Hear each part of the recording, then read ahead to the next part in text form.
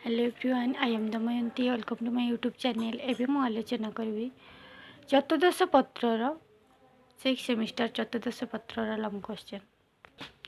Unit 1 भाषण कला दलगत आलोचना और साक्षात्कार।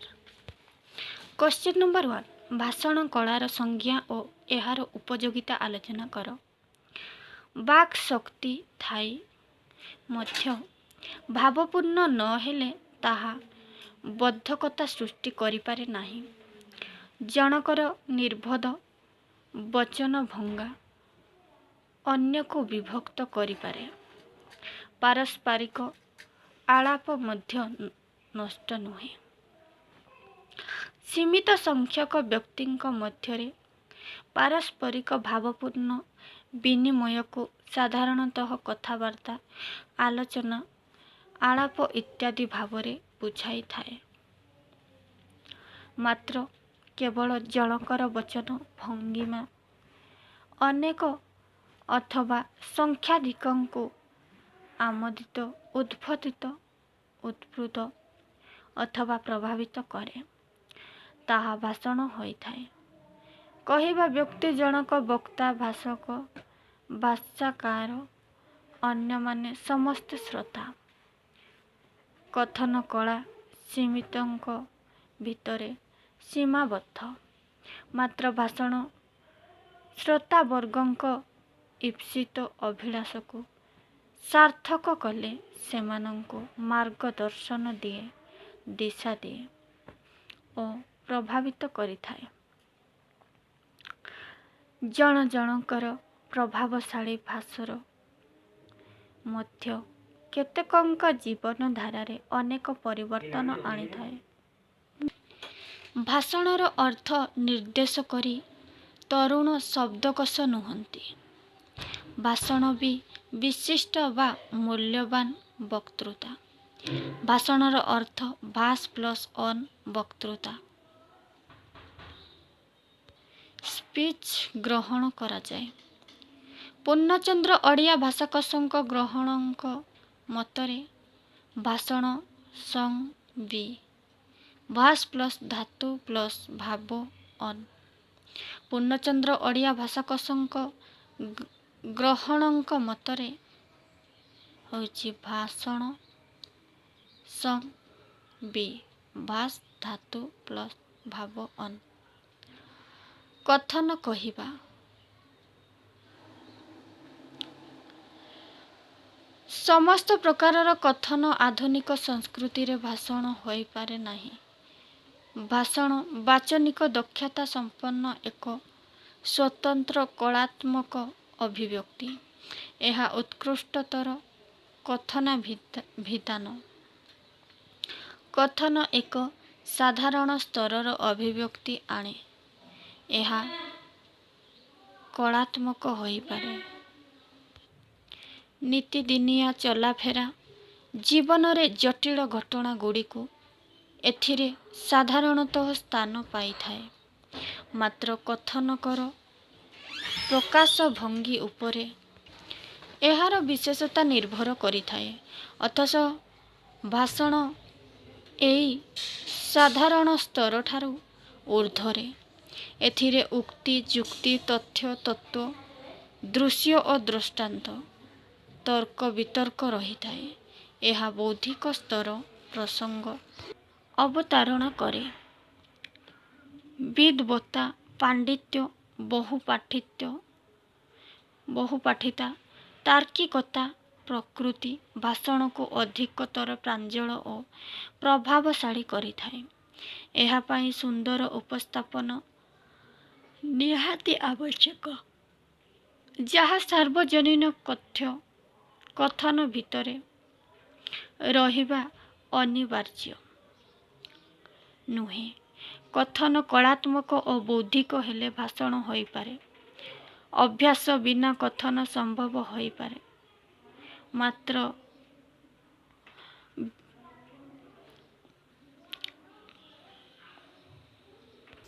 बिना अभ्यास और मानसिक प्रस्तुति रे भाषण संभव होई न पारे। कथन साधारण वाचनिक प्रक्रिया। मात्र भाषण ଅସାଧାରଣ ଅଭ୍ୟାସ ଓ ପ୍ରସ୍ତୁତି ସାପେକ୍ଷ କଳା କର୍ମ।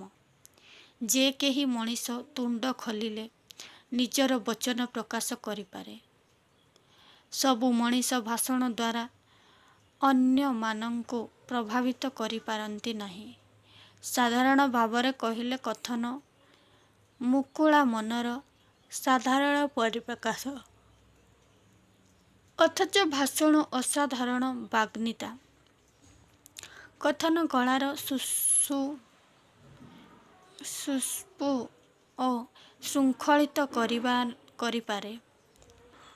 ପଦେ ଅଧେ କୋମଳ ଓ ମଧୁର କଥା ମଣିଷର ଅବ୍ୟବସ୍ଥିତ ମାନସିକତାକୁ ଅତ୍ୟନ୍ତ ବ୍ୟବସ୍ଥିତ କରିପାରେ। ଏଣୁ ତେଣୁ ଯାହା କିଛି କହିଲେ ଭାଷଣ ହୋଇଯାଏ ନାହିଁ, କାରଣ ଏହା ହେଉଛି ଏକ ବ୍ୟବସ୍ଥିତ, ମାର୍ଜିତ, ସଂଶୋଧିତ, ସଂସ୍କାରିତ ବାଚନିକ କଳା। ଭାଷଣରେ ଶ୍ରୋତା ମାନସିକତାକୁ ଧରି ରଖିବାର ଯେଉଁ ବକ୍ତା ସଫଳ ହୁଅନ୍ତି, ସେ ହିଁ ହେଉଛନ୍ତି ଯଥାର୍ଥରେ ଉଚ୍ଚତମ ବାଗ୍ମୀ।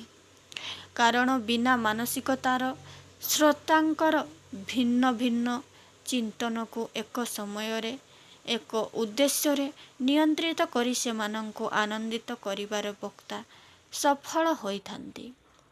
ବକ୍ତାଙ୍କର ଉତ୍ତମ ଦକ୍ଷତା ଏକ ସମୟରେ ଭିନ୍ନ ଭିନ୍ନ ମଣିଷକୁ ଭାବାତ୍ପୁତ କରେ। ସେମାନଙ୍କ ଭାବନା ଉପରେ ନୂତନ ରଙ୍ଗ ମଧ୍ୟ ମାଖି ଦେଇପାରେ। ପ୍ରତ୍ୟେକ ଗୋଷ୍ଠୀକୁ ବକ୍ତା ନୂତନ ଦିଶା।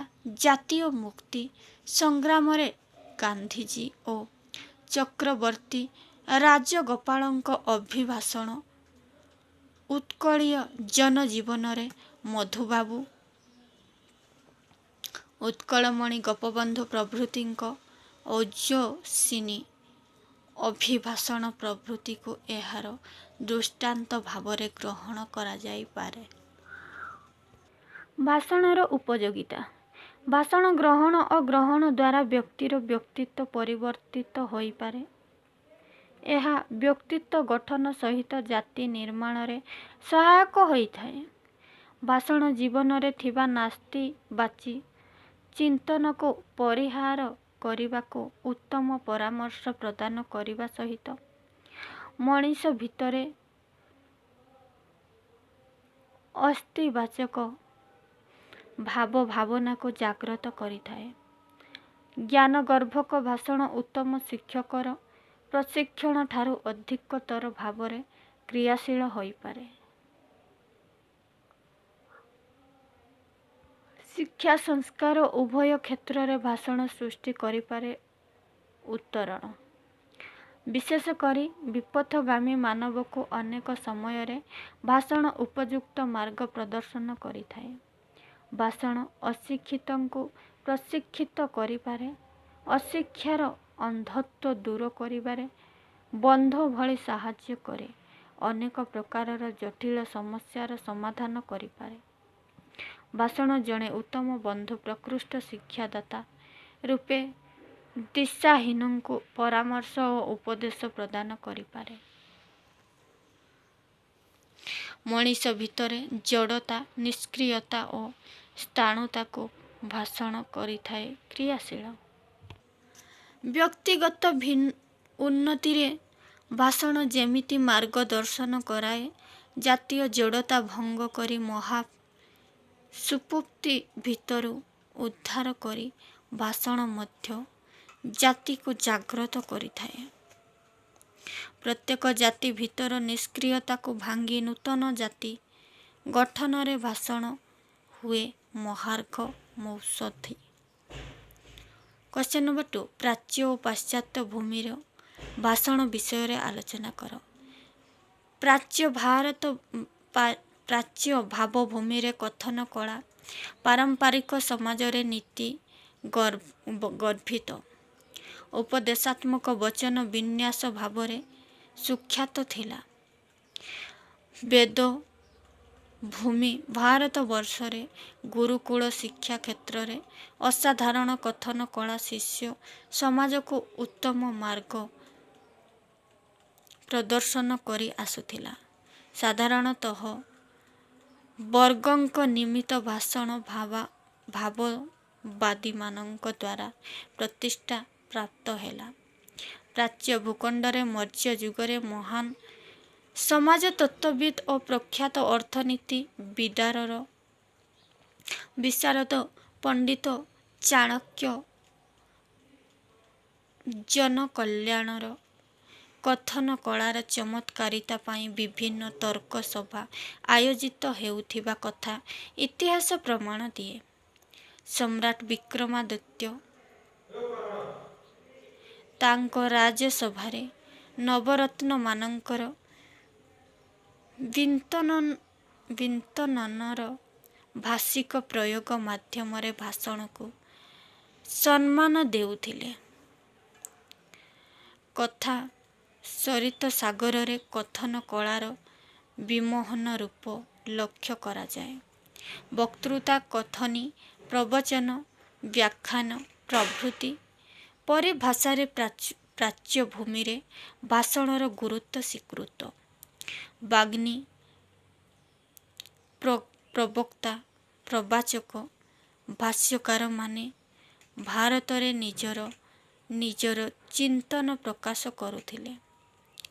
ବାଗୀଶ, ତର୍କ ବାଗୀଶ, ବାଚସ୍ପତି ପ୍ରଭୃତି ବିଶେଷଣରେ ଏମାନଙ୍କ ବ୍ୟକ୍ତିତ୍ୱ ବିଭୂଷିତ ଥିଲା। କେବଳ ରାଜନୀତିକ ଓ ସାଂସ୍କୃତିକ ଅଭିଭାଷଣ ଖଣ୍ଡଛିନ୍ନ ଉତ୍କଳକୁ ନବ ଉତ୍କଳ ଓ ପରବର୍ତ୍ତୀ କାଳରେ ଆଧୁନିକ ଓଡ଼ିଆରେ ପରିଣତ କରିବା ପ୍ରସଙ୍ଗକୁ ଓଡ଼ିଶାର ରାଜନୀତିକ ଇତିହାସ ପ୍ରମାଣ କରିଥାଏ। ପରେ ପରେ ସ୍ୱାଧୀନ ଓଡ଼ିଶାରେ ଭାଷଣ ପାଦପଟି ବହୁ ଶାଖା ବନସ୍ପତିରେ ପରିଣତ ହେବା ଆଦୌ ବିଚିତ୍ର ନୁହେଁ। କାରଣ ଏ ଜାତିର ଅଶିକ୍ଷିତମାନଙ୍କୁ କେବଳ ଭାଷଣ ହିଁ ଶିକ୍ଷିତ କରାଇଛି। ଧର୍ମ ବିଶ୍ୱାସ ଓ ଓଡ଼ିଆଙ୍କ ଭିତରେ ଧାର୍ମିକ ବିଶ୍ୱାସ ଓ ନୀତିବୋଧକୁ ଭାଷଣ ହିଁ ଅଧିକତର ଭାବରେ ଦୃଢ଼ କରିପାରିଛି। ଭାରତୀୟ ଜନମାନସରେ ନବଜାଗରଣ ପର୍ଯ୍ୟାୟରେ ଜନମାନସକୁ ବିଭିନ୍ନ ଦୃଷ୍ଟିକୋଣରୁ ପ୍ରଭାବିତ କରିବାରେ ଭାଷଣ ସାଜିଥିଲା ଅମୋଘ ଅସ୍ତ୍ର। ଭାରତୀୟ ମୁକ୍ତି ସଂଗ୍ରାମ ଓ ଶୈକ୍ଷିକ ବିକାଶର ପରିପ୍ରେକ୍ଷୀରେ ଜନତାଙ୍କୁ ବିଶେଷତଃ ଅନେକ ଚିନ୍ତାନାୟକ ଦାର୍ଶନିକ ଭାବକୁ ଜାତୀୟତାର ମହାମନ୍ତ୍ରରେ ଦୀକ୍ଷିତ କରାଇ ସଚେତନ କରାଇବାରେ ସଫଳ ହେଲେ। ଏ କ୍ଷେତ୍ରରେ ଈଶ୍ୱରଚନ୍ଦ୍ର ବିଦ୍ୟାସାଗର, ରାମକୃଷ୍ଣ ପରମହଂସ, ଦୟାନନ୍ଦ ସରସ୍ୱତୀ, ସ୍ୱାମୀ ବିବେକାନନ୍ଦ, ଗୋପାଳକୃଷ୍ଣ ଗୋଖଲେ, ଚକ୍ରବର୍ତ୍ତୀ ରାଜ ଗୋପାଳଚାରୀ, ବାଲ ଗଙ୍ଗାଧର ତିଲକ, ବିପିନ ଚନ୍ଦ୍ର ପାଲ, ଲାଲା ଲାଜପତ ରାୟ, ସୁଭାଷ ଚନ୍ଦ୍ର ବୋଷ, ମୋହନଦାସ କରମଚାନ୍ଦ ଗାନ୍ଧୀ, ରବୀନ୍ଦ୍ରନାଥ ଠାକୁର ଏକାନ୍ତ ଗୁରୁତ୍ୱପୂର୍ଣ୍ଣ ଥିଲେ। ମୁଖ୍ୟଙ୍କର ଭୂମିକା ଏକାନ୍ତ ଗୁରୁତ୍ୱପୂର୍ଣ୍ଣ। ଏମାନେ ଭାଷଣ ମାଧ୍ୟମରେ ଜନତାର ଅନ୍ଧବିଶ୍ୱାସ ଓ କୁସଂସ୍କାରକୁ ଦୂର କରି ଜନତା ଭିତରେ ଜାଗୃତି ଓ ସଂସ୍କାର ସୃଷ୍ଟି କଲେ। ସ୍ୱାଧୀନତା ପରବର୍ତ୍ତୀ ଓଡ଼ିଶାରେ ବିଶେଷ କରି ସମଗ୍ର ଓଡ଼ିଶାର ବିଭିନ୍ନ ସ୍ଥାନରେ ବିବିଧ ବିଷୟକ ଭାଷଣ ଆରମ୍ଭ ହେଲା। ରାଜନୀତିକ କ୍ଷେତ୍ରରେ ବିବିଧ ନିର୍ବାଚନୀ ସଭାରେ ମଧ୍ୟ ଭାଷଣ ଚାଲିଲା। ଅନେକ ସମୟରେ ଶିଳ୍ପ ବିକାଶ ଫଳରେ ଶିଳ୍ପ ସହିତ ସମ୍ପୃକ୍ତ ଶ୍ରମିକମାନଙ୍କୁ ନେଇ ସଂଗଠନ ମଧ୍ୟ ଭାଷଣକୁ ପ୍ରୋତ୍ସାହିତ କଲା। ଓଡ଼ିଶାର ସରଳ ଜନସାଧାରଣଙ୍କୁ ଭାଷଣ ଦ୍ୱାରା ସହଜରେ ପ୍ରଭାବିତ କରାଯାଇ ବିଭିନ୍ନ କ୍ଷେତ୍ରରେ ଭାଷଣ ମଞ୍ଚମାନ ପ୍ରସ୍ତୁତ ହେଲା। ଅତୀତରେ ସ୍ୱାଧୀନତା ସଂଗ୍ରାମ ସମୟରେ ଖୋଲା ସ୍ଥାନରେ ସଭାମାନ ଆୟୋଜିତ ହେଉଥିଲା। ଚଳନ୍ତି ସମୟରେ ରାଜନୀତିକ କ୍ଷେତ୍ରରେ ଜନସମାବେଶ, କର୍ମୀ ସମାବେଶ, ନିର୍ବାଚନୀ ସଭା ଇତ୍ୟାଦି ସେହି ଖୋଲା ସ୍ଥାନରେ ବିରାଟ ଅସ୍ଥାୟୀ ଭାଷଣ ମଞ୍ଚରେ ଭାଷଣ ଜାରି ରହିଛି। ମାତ୍ର ଶିକ୍ଷାନୁଷ୍ଠାନ ଗୁଡ଼ିକରେ ଭାଷଣ ମୁକ୍ତ ମଣ୍ଡପ ପରିବର୍ତ୍ତେ ବରଂ ସଭାଗୃହ ଗୁଡ଼ିକରେ ଆୟୋଜିତ ହୋଇ ଆସୁଛି। ବିଶେଷ କରି ଶ୍ରୋତା ମାନସିକତାକୁ ଧରି ରଖିବା ପାଇଁ ସମୟ ସମୟ ବିବିଧ ସମାବେଶରେ ଶ୍ରୋତା ଯୋଗାଡ଼ କରାଯାଇଛି। ଭାଷଣ ଏକଦା ଜନସଚେତନତା ଆଣୁଥିଲା, ମାତ୍ର ଏବେ ଏଠାରେ ଅଯଥାରେ ସମୟର ଅପଚୟ କରାଯାଇ କେତେଜଣ ନିର୍ଦ୍ଦିଷ୍ଟ ଉଦ୍ଦେଶ୍ୟ ସାଧନ କରାଯାଉଛି। ଶିକ୍ଷା, ସଂସ୍ଥା, ଧର୍ମ, ସଂସ୍କୃତି ଇତ୍ୟାଦିକୁ ନେଇ ଅନେକ ପ୍ରକାରର ସଭାରେ ବିଭିନ୍ନ ବିଷୟରେ ଆଲୋଚନା ଚାଲିଲା। ଏହି ସଭା ସମିତି ଗୁଡ଼ିକରେ ଓଡ଼ିଶାର ବିଜ୍ଞମଣ୍ଡଳୀ କଳା, ସାହିତ୍ୟ, ଧର୍ମ, ସଂସ୍କୃତି, ଦର୍ଶନ, ବାଣିଜ୍ୟ, ବିଜ୍ଞାନ ପ୍ରଭୃତି ବିବିଧ ବିଷୟରେ ସେମାନଙ୍କର ମତାମତ ରଖିବା ପାଇଁ ଭାଷଣ ପ୍ରଦାନ କଲେ। ଫଳରେ ଓଡ଼ିଶାରେ ଏହି ଜ୍ଞାନମଣ୍ଡଳର ମହାବିଦ୍ୟାଳୟ ଓ ବିଶ୍ୱବିଦ୍ୟାଳୟ ମାନଙ୍କର ସୃଷ୍ଟି ହେଲା। ଏସବୁ ଶିକ୍ଷାନୁଷ୍ଠାନରେ ମୁଖ୍ୟତଃ ବିବିଧ ଉତ୍ସବ, ବାର୍ଷିକ ଉତ୍ସବ, ପୁରସ୍କାର ବିତରଣ ଉତ୍ସବ ପ୍ରଭୃତିରେ ମୁଖ୍ୟ ବିଦ୍ୱାନମାନଙ୍କୁ ନେଇ ବୌଦ୍ଧିକ ଭାଷଣ ଆରମ୍ଭ ହେଲା। ସମଗ୍ର ବିଶ୍ୱକୁ ପ୍ରାଚ୍ୟ ଓ ପାଶ୍ଚାତ୍ୟ। ସମଗ୍ର ବିଶ୍ୱକୁ ପ୍ରାଚ୍ୟ ଓ ପାଶ୍ଚାତ୍ୟ ଏହିଭଳି ଦୁଇ ଗୋଟି ଭାଗରେ ବିଭକ୍ତ କରାଯାଇପାରେ। ସମଗ୍ର ବିଶ୍ୱର ଅନେକ ଚିନ୍ତାନାୟକ, ନେତା, ଦାର୍ଶନିକ, କବି, ବୈଜ୍ଞାନିକ, ସାଧୁ, ସନ୍ଥ, ସାହିତ୍ୟିକ, କଳାକାର ପ୍ରଭୃତିଙ୍କ ଭାଷଣ ସାଧାରଣ ଜନମାନସକୁ ବିଭିନ୍ନ ଭାବରେ ପ୍ରଭାବିତ କରି ଆସିଛି। ସବୁ ମଣିଷ ଲେଖି ପଢ଼ି ଜାଣି ନାହାନ୍ତି। ତେଣୁ ଲେଖାପଢ଼ା ଜାଣିଥିବା ଲୋକଙ୍କ ସହିତ ଲେଖାପଢ଼ା ଜାଣିନଥିବା ସାଧାରଣ ମଣିଷଙ୍କ ନିକଟରେ ଭାଷଣ ଅନ୍ୟମାନଙ୍କର ବିଚାରକୁ ପହଞ୍ଚାଇ ଦେଇପାରେ। ସେମାନଙ୍କ ଅଂଶଲଗ୍ନ ମାନସିକତାକୁ ନିୟନ୍ତ୍ରଣ କରି ସେମାନଙ୍କ ନିକଟରେ ଭେଲର ବିଚାର ଉପସ୍ଥାପନ କରିପାରେ। ବାଟହରାକୁ ସତ୍ ମାର୍ଗର ନିର୍ଦ୍ଦେଶ ଦେଇପାରେ। ଅଶିକ୍ଷା ଓ କୁସଂସ୍କାରକୁ ଦୂରେଇ ଦେଇପାରେ। ଭାଷଣ ସମ୍ପର୍କରେ ପ୍ରାଚ୍ୟ ଓ ପାଶ୍ଚାତ୍ୟର ଚିନ୍ତାନାୟକମାନେ ନିଜ ନିଜ ବିଚାର ରଖିଛନ୍ତି। ଗ୍ରୀକ୍ ଦାର୍ଶନିକ ପ୍ଲାଟୋଙ୍କ ମତରେ ଭାଷଣ ହେଉଛି ଏକ ବିମୁଗ୍ଧ କଳା। ବହୁଜନଙ୍କ ମାନସରେ ଏହା ଜଣକର ଚିନ୍ତନକୁ ପ୍ରବେଶ କରାଇପାରେ।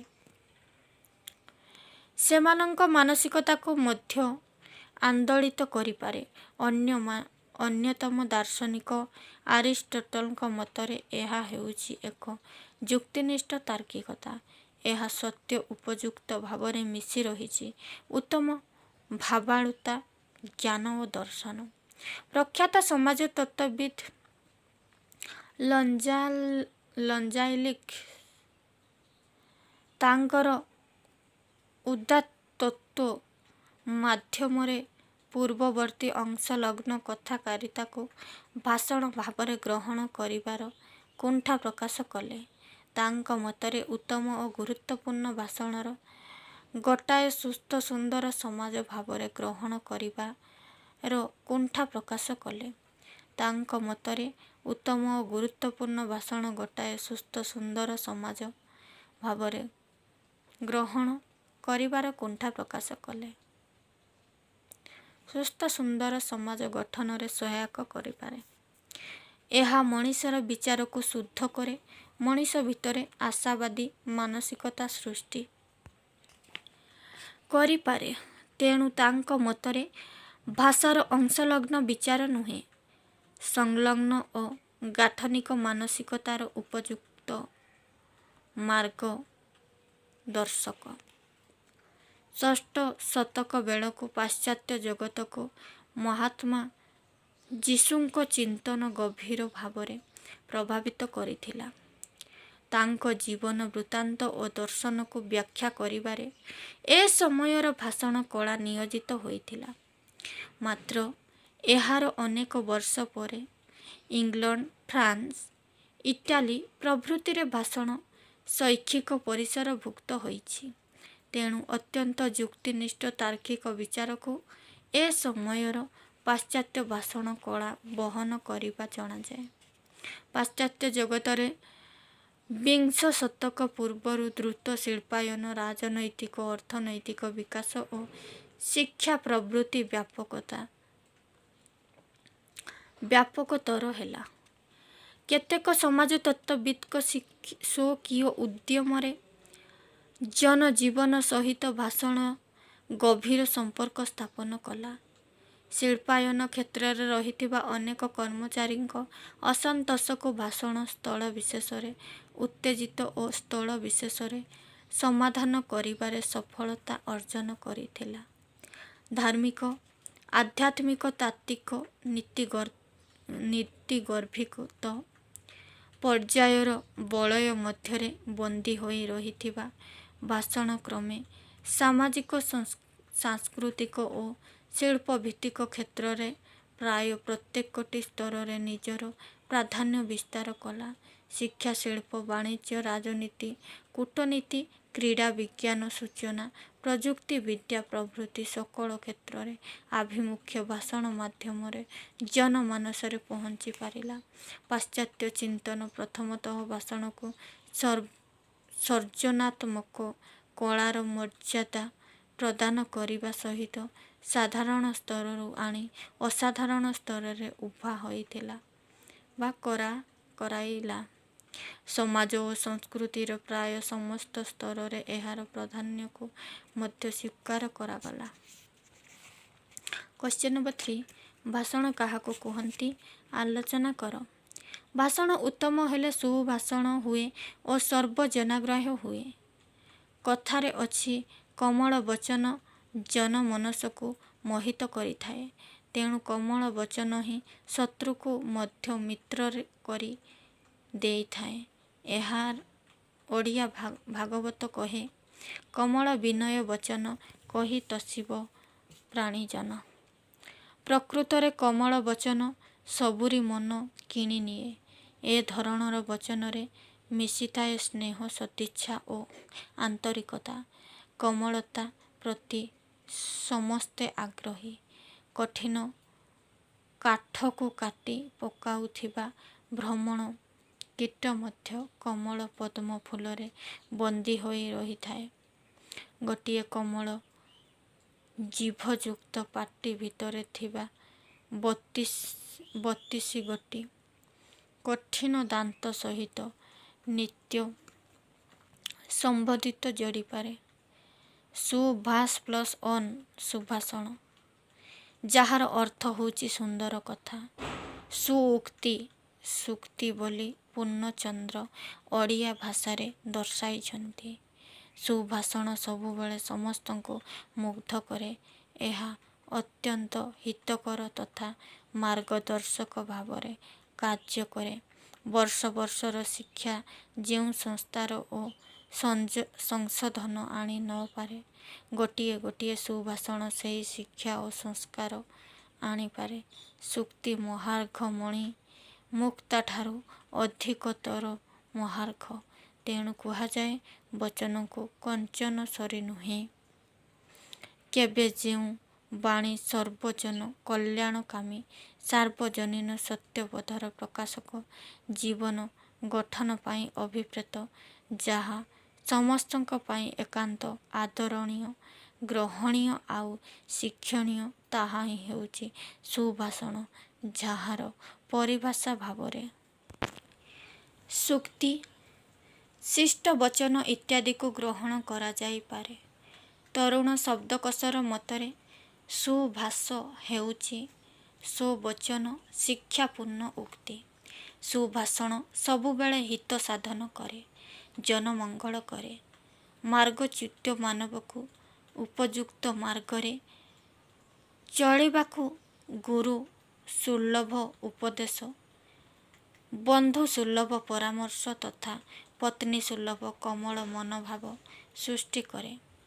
ଗୋଟିଏ ସୁଭାଷଣରେ ତେଣୁ ଏକ ସମୟରେ ଗୁରୁ ବଚନ, ବନ୍ଧୁ ବଚନ ଏବଂ ପତ୍ନୀ ବଚନକୁ ଏକ ସମୟରେ ଲାଭ କରିପାରେ।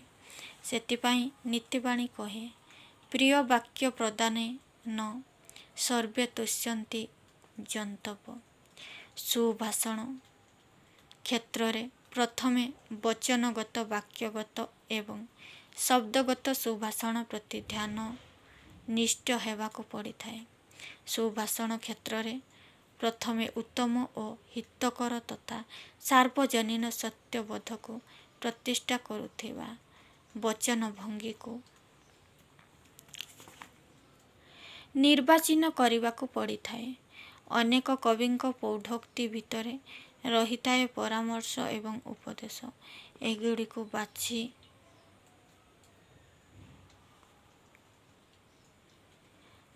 ବାଛି ସୁଭାଷଣରେ ପ୍ରୟୋଗ କରାଯାଏ।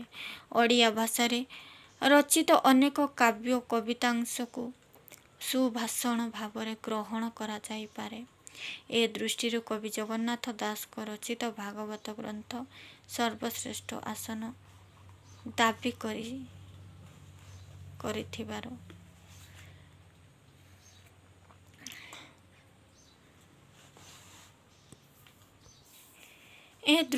କବି ଜଗନ୍ନାଥ ଦାସଙ୍କ ରଚିତ ଭାଗବତର ଗ୍ରନ୍ଥ ସର୍ବଶ୍ରେଷ୍ଠ ଆସନ ଦାବୀ କରି ବସେ। ଧର୍ମ ଓଡ଼ିଆ ଜାତିର ଜୀବନ ଧାରା ଓ କର୍ମ ପ୍ରବାହ ସହିତ ଭାଗବତ ବାଣୀ ଗଭୀର ସମ୍ପର୍କ ରକ୍ଷା କରୁଥିବାରୁ ଏହାକୁ ଓଡ଼ିଆ ବା ଜୀବନ ବେଦ ଭାବରେ ଅଭିହିତ କରାଯାଇଥାଏ। ଯଥା ଆପଣା ହସ୍ତେ ଜିହ୍ୱା ଛେଦି କେତାର ଅଛି ପ୍ରତିବାଦୀ। ମାତୃଭୂମି ମାତୃଭାଷାର ଉଭୟ ଜନନୀ ସେବ ତାଙ୍କୁ ପ୍ରତିଦିନ ଦିବସ ରଜନୀ। ଆମର ସାମାଜିକ ଜୀବନରେ ଅନେକ ବ୍ୟକ୍ତି ପ୍ରିୟ କଥା କହି ଅନ୍ୟମାନଙ୍କ ମନ କିଣିଥାନ୍ତି। ଅନେକ ନିଜ ନିଜର ଅଜ୍ଞତା ଅଥବା ପ୍ରୟୋଗ କୌଶଳ ଜଣା ନଥିବା ହେତୁ ଯେଉଁ ବଚନ ବିନିମୟ କରନ୍ତି ତାହା ହୁଏତ ଗ୍ରହଣୀୟ ହୋଇପାରେ ନାହିଁ।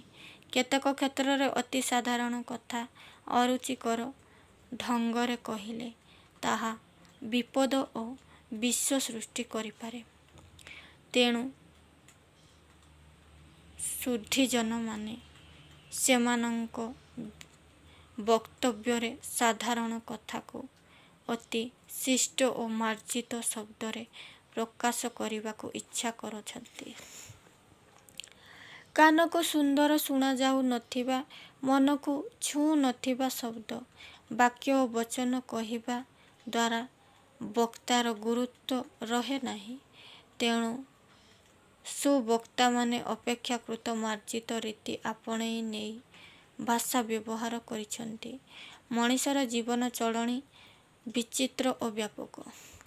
ଏଥିପାଇଁ ଦୈନନ୍ଦିନ ଜୀବନରେ ଅନେକ ପ୍ରସଙ୍ଗ କହେ, ଅନେକ କଥା ବଖାଣେ। ଅଡ଼ୁଆ ତଡ଼ୁଆ କରି କଥା କହିଲେ ତାହା ଶ୍ରୋତାକୁ ଖୁବ୍ କଷ୍ଟ ଦିଏ। ଏପରିକି ବନ୍ଧୁ ମହଲରେ ମନରେ ଅମେଘ ଘଟେ। ତେଣୁ ଶିଷ୍ଟ ଭାବରେ ବଚନ ବିନିମୟ କରାଯିବା ଦରକାର। ଗୋବିନ୍ଦ ପଟ୍ଟନାୟକ କାଲି ମରିଗଲେ ଶବ୍ଦକୁ ପରିବର୍ତ୍ତନ କରି କୁହାଯାଇପାରେ ସ୍ୱର୍ଗାରୋହଣ କଲେ। ଇହଲୀଳା ସାଙ୍ଗ କଲେ, ଇହଧାମ ତ୍ୟାଗ କଲେ। ତେଣୁ ମରଣ ସମ୍ବନ୍ଧୀୟ ବଚନର ସୁଭାଷଣ ପାଇଁ ଦେହାନ୍ତ, ଇହଲୀଳା ସାଙ୍ଗ ପ୍ରକୃତି ହେଉଛି ଉପଯୁକ୍ତ ସୁଭାଷଣ। ଆମ ଗାଁ ନିଧିଆ ମାଇପ କାଲି ପୁଅ ବେଇଛି। ଏହି ବାକ୍ୟକୁ ବଦଳାଇ ଆମ ଗ୍ରାମର ନିଧିଙ୍କ ପତ୍ନୀ ପୁତ୍ର ପ୍ରସବ କରିଛି।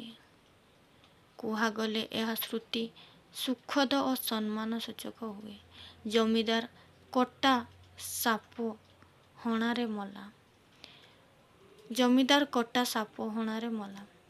ଜମିଦାର ପୁତ୍ରଙ୍କ ସର୍ପ ଦଂଶନରେ ଇହକାଳ ସାଙ୍ଗ ହେଲା। ସୁଭାଷଣ ହେବ। ଆମ ଭାଷାରେ ଦୀର୍ଘ ବଚନ ପରିବର୍ତ୍ତେ ଏଭଳି ଗୋଟିଏ ଗୋଟିଏ ଶବ୍ଦରେ ଆମେ ସୁଭାଷଣ ସୁଭାଷଣ କହିବାରେ କ୍ଷମ ହୋଇଥାଉ। ଏହିଭଳି ରୀତିରେ ଆମେ ଆମର ସାମାଜିକ ସମ୍ପର୍କକୁ ମଧ୍ୟ ସୁନ୍ଦର ଭାବରେ ବ୍ୟକ୍ତ କରିପାରୁ। ଯଥା ଯେଉଁ ସ୍ତ୍ରୀର ସ୍ୱାମୀ ମୃତ ସେ ବିଧବା, ସନ୍ତାନ ପ୍ରସୂତ କରିପାରୁନଥିବା ସ୍ତ୍ରୀ ବନ୍ଧ୍ୟା, ଯେଉଁ ସ୍ତ୍ରୀ ଗର୍ଭରେ ସନ୍ତାନ ଅଛି ଅନ୍ତଃସତ୍ତ୍ୱା, ଯେଉଁ ପୁରୁଷ ବନ୍ଧୁମାନଙ୍କ ଗ୍ରହଣରେ ରହିବାକୁ ଭଲ ପାଏ ବନ୍ଧୁପ୍ରିୟ ଇତ୍ୟାଦି। ଆଜିର ଆଲୋଚନା ଏତିକିରେ ସମାପ୍ତ କରୁଛି। ପରବର୍ତ୍ତୀ ଭିଡ଼ିଓରେ ଅନ୍ୟ ଲଙ୍ଗ କ୍ୱେଶ୍ଚନ୍ ଗୁଡ଼ିକ ଆଲୋଚନା କରିବେ। ନମସ୍କାର। ଭିଡ଼ିଓଟିକୁ ଭଲ ଲାଗିଥିଲେ ଲାଇକ୍, ସେୟାର, କମେଣ୍ଟ ନିଶ୍ଚୟ କରିବେ। ନମସ୍ତେ।